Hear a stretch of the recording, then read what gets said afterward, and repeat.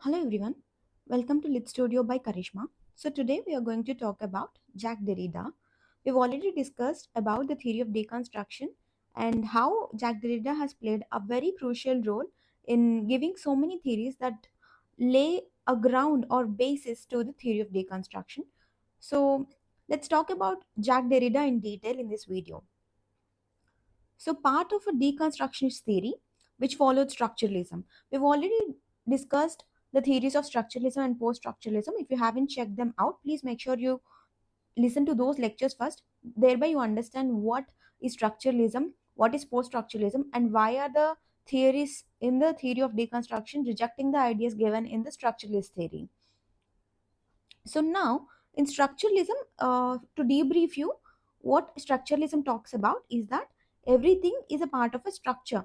For example, if there is a home, the windows, the doors to the home, the trees of it, the concrete that was used, the cement that was used, everything became a part of the larger structure.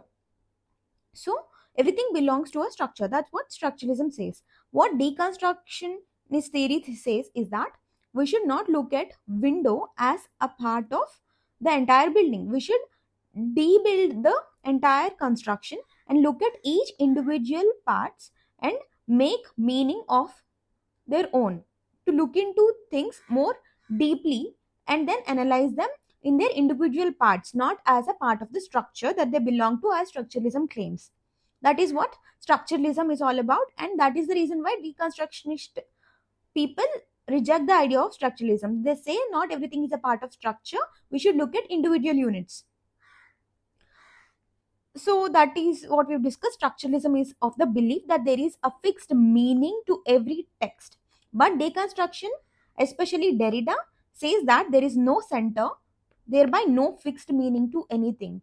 So we need not look at this building as a center and thereby approach the entire meaning through its center, from the center of the center, that is the building. For example, if you take a text, there is this particular text that has the entire meaning to the text. That is what structuralist thinkers say.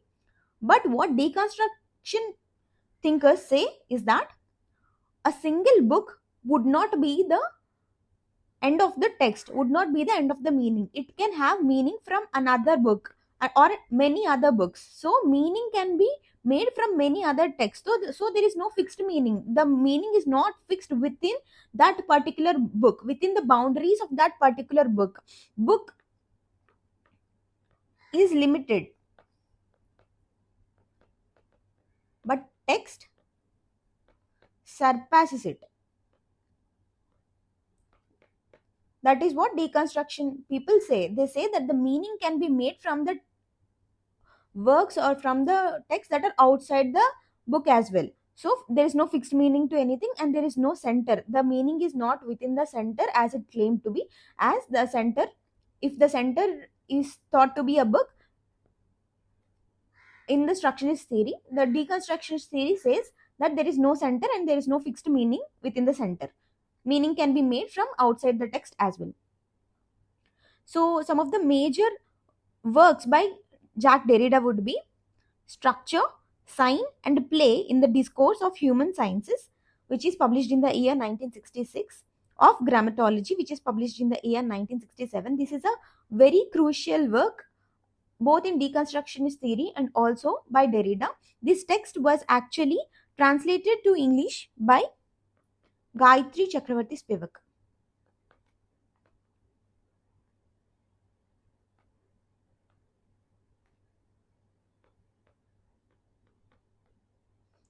This is a very crucial detail.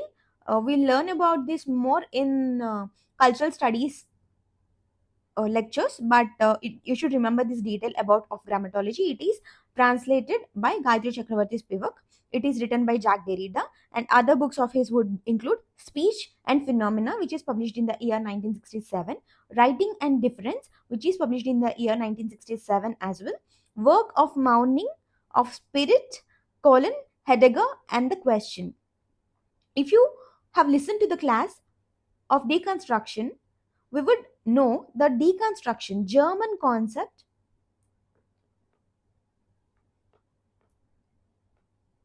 of destruction, is given by Heidegger, from which Derrida took the concept of deconstruction. He was inspired by the concept given by Heidegger's destruction, and he later on developed the concept of deconstruction into philosophy. So those are his major works. Please make sure you remember all these details: structure, sign and play in the discourse of human sciences, of grammatology, speech and phenomena, writing and difference, work of Mauning, of spirit. And now we'll jump on to his key concepts. We've already talked about this particular concept in the introductory lecture of deconstruction, but here again I'm discussing that. He says that there is nothing outside the text. This is his key concept. By text, what Derrida meant is language. He doesn't simply say text because of the particular book, because of the bindings of that book, but he means language when he means text. Like any kind of behavior, thought, social customs all exist as a part of the language. For example, if you observe a community of people who speak a certain language, although each and every individual is different in their own way, but a community which speaks a language, or a community which participates in the same kind of behavioral traits or social customs, have certain kind of things that are common between them.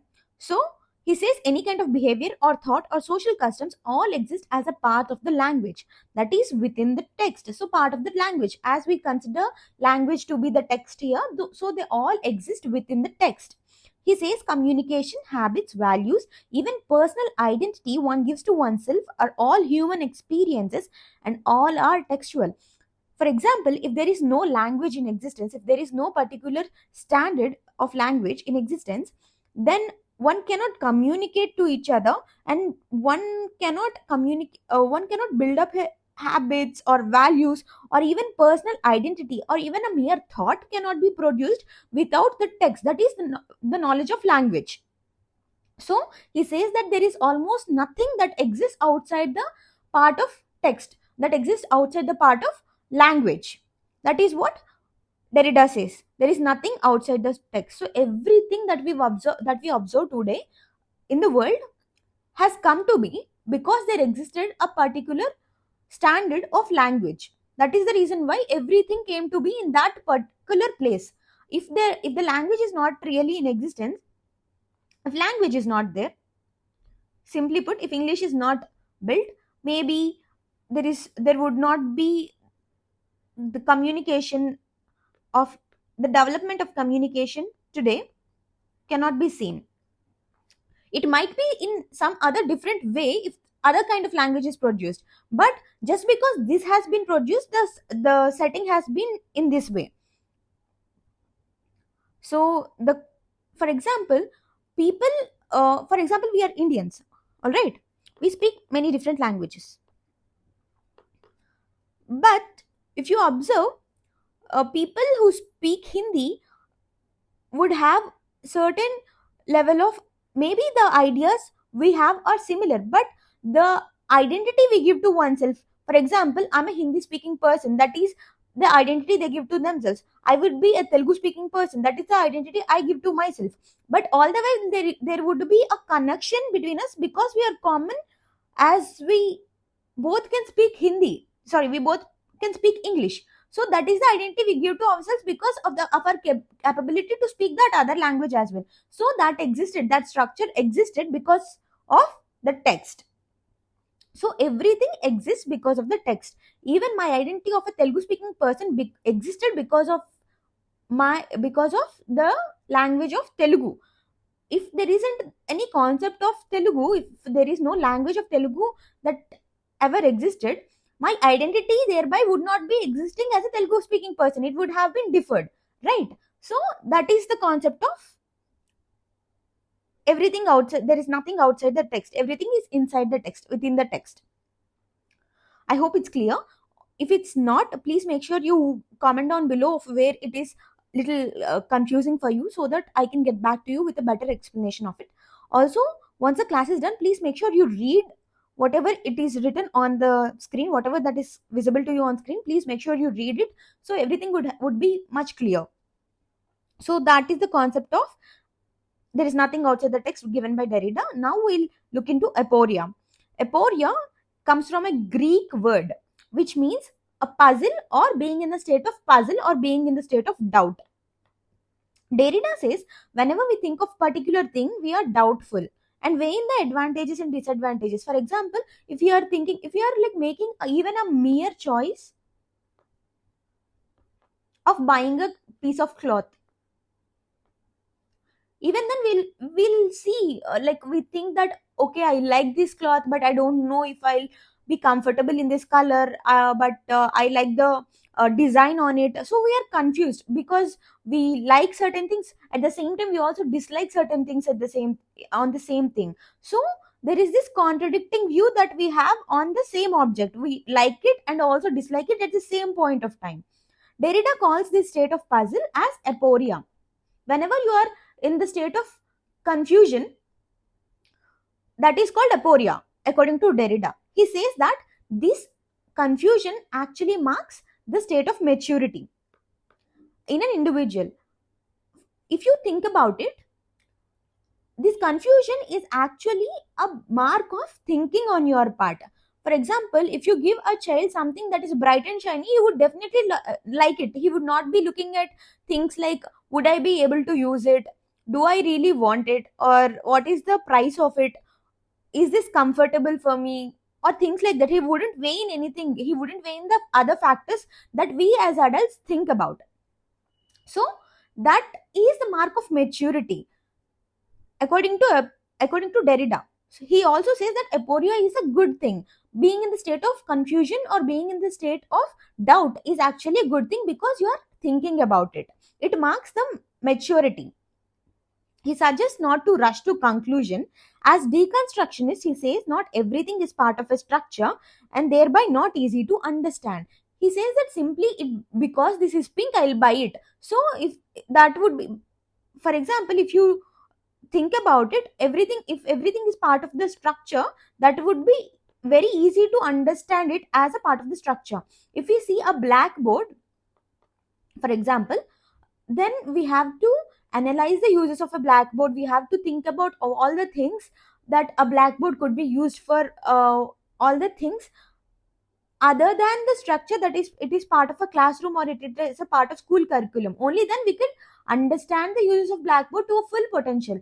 Otherwise, what structuralism says is, for example, if you look at a school and you look at a blackboard within the part of a structure that is school, you would only see the uses of a blackboard in particular context, that is within the school.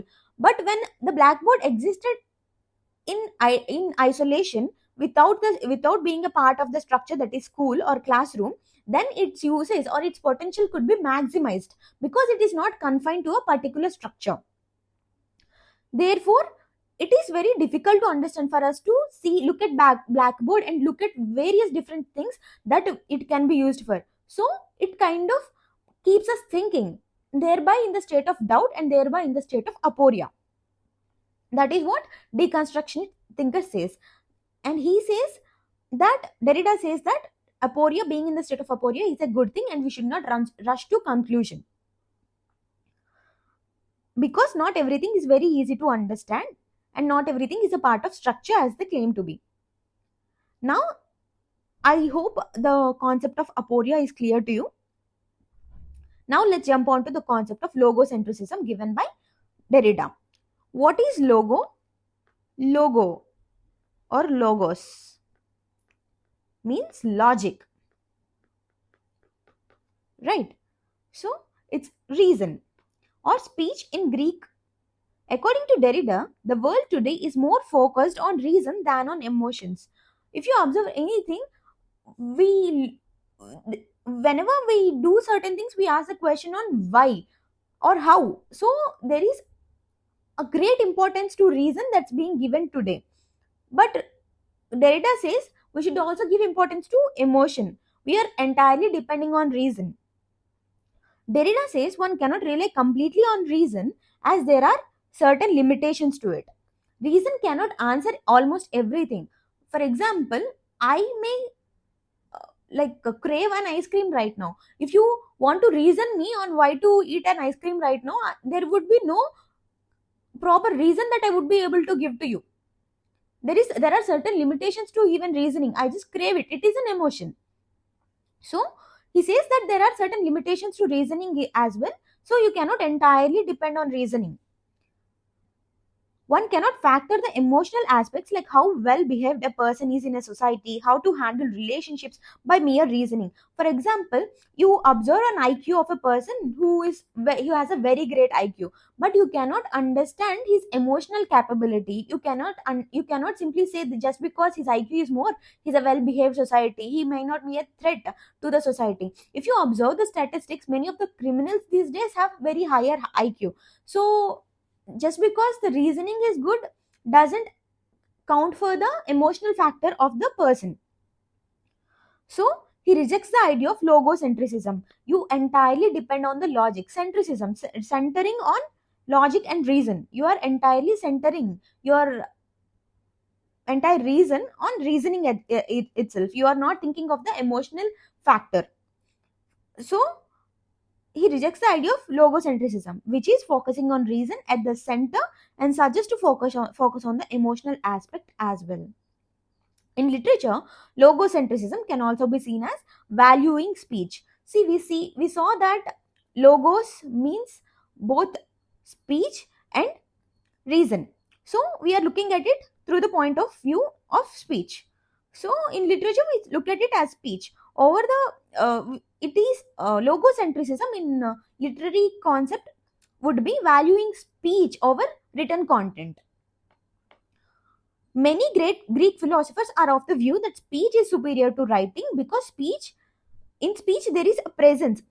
For example, whenever I am talking, you can see me talking, right? You can see a person, you can hear a person. So there is always a presence in speech. But whenever if it's just a mere written content, in earlier times what they believed was there is no presence in it. So there is an absence of speaker or the narrator or the writer, as they cannot be seen. So they don't hold such great of importance to writing. For example, if I just put this board here and I don't speak or I don't explain anything to you, and you would not weigh in that very well, because written content is not given much of importance unless there is speech associated with it. Other If not, speech can be seen in isolation. What they say is speech is superior and written content is inferior to that of speech. This idea is also called as metaphysics of presence by Derrida. Because there is presence in the speech is valued more. So writing was used like a substitute for speech. Derrida says writing could be better than reading at times. This idea is supported in his concept of difference, which we would be discussing in another part of this video. So I hope whatever we've discussed till now is very clear to you. So the other concept of Derrida would be bricolage. Bricolage is actually a concept given by Claude Lévi-Strauss, who is a structuralist thinker, and he used it to describe the characteristic patterns of mythology. So if you think that this concept is particularly given by a structuralist thinker, Claude Lévi-Strauss, why is it a part of a deconstructionist thinker? He rejects this idea of bricolage. Bricolage actually in isolation is a skill of using whatever is at hand and combining them to make something new. For example, all the DIYs we see today are bricolages. For example, if there are whenever we see our moms, when they don't have any vegetables like they can bring from the market, they didn't bring anything from the market, they look at the fridge and make whatever it is available in the fridge, they'll make something out of it. So whatever it is available, you make something new out of it. That is called bricolage. The skill to do that is bricolage. Strauss made a hierarchy between artist and critic. He claims that artist is superior because he is the originator and critic uses the second-hand raw materials that the artist has produced. That is what Claude Lévi-Strauss as a structuralist says. But Derrida is of the view that no one is actually an originator of the meaning or originator, because artist also uses whatever the material that is available to him, what is already in existence. Artist uses those materials to produce a story. So Derrida contradicts this theory, saying neither artist nor critic uses first-hand material, but both of them use material that were already existing and are used. So he rebukes the idea of hierarchy put forth by Strauss. That is the reason why we include the concept of bricolage in Derrida. He didn't give the term of bricolage, but he rejected the idea given by Claude Lévi-Strauss, who is a structuralist thinker. And how he has rejected it would be also very important. I think this video is getting a little longer. I'll also make another video explaining the other concepts of Derrida in another video. So please make sure you watch that video as well, so to gain a comprehensive understanding of Derrida and his concepts. Also, please make sure you subscribe to the channel. Thank you.